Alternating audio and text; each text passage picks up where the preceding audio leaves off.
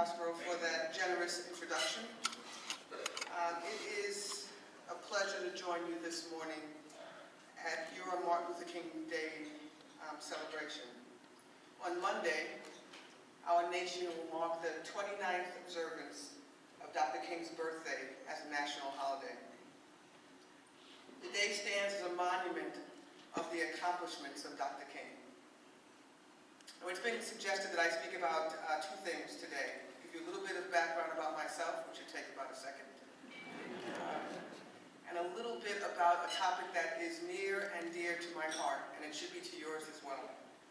Keeping our nation on the leading edge of innovation and technology. That's a pretty tall order in a very short amount of time, so let me start with a few words about my life. My story could probably only happen in America. I have two siblings, a brother who's older by 2 years and a sister who's younger by 2 years. We were raised by a single mother in the housing projects on the Lower East Side of Manhattan.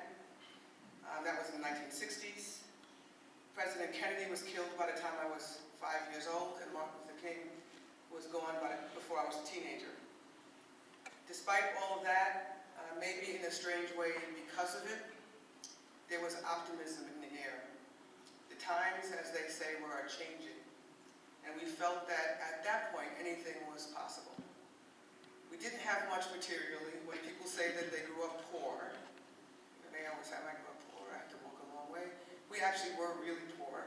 We didn't have a lot in the way of material goods, but we did have just about everything else that you need to make it in the world. What we had was a mother who was generous, a generous heart, had an indomitable spirit, protected us and nurtured us. She gave me courage, will, and love.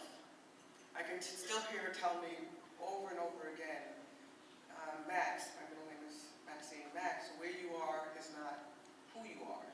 And remember that when you're rich and famous. Mom couldn't do a lot about our circumstances, about where we were, but she could do a huge amount about who we were.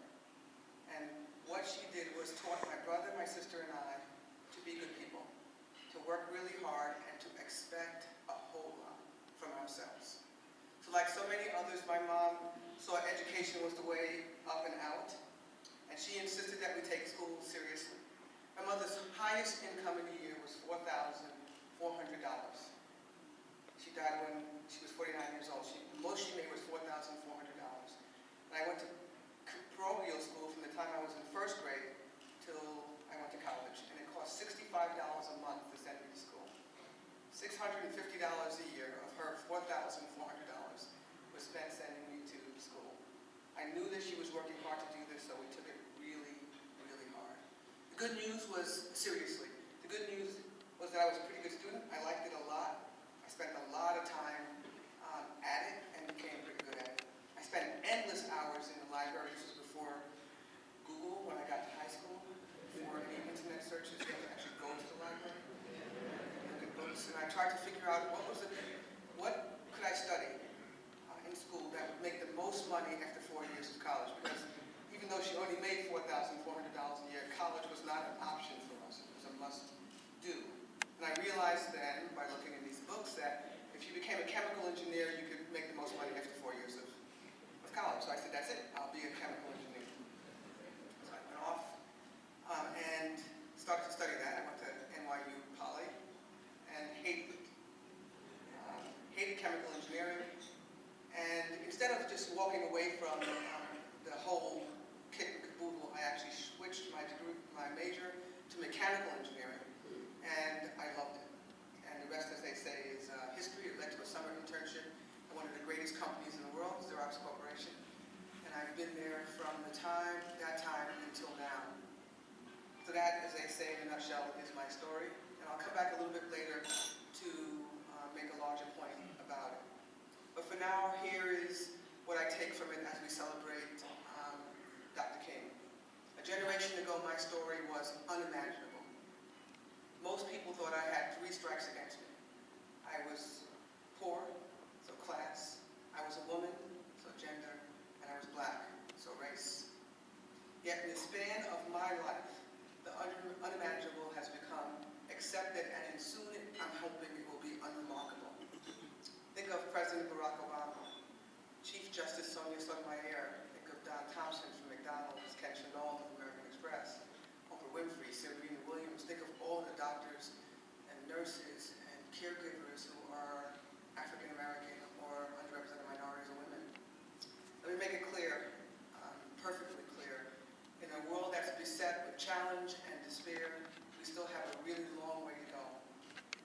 am saying, though, is that we have come a long, long way. Our collective task from today on is to make Martin Luther King's vision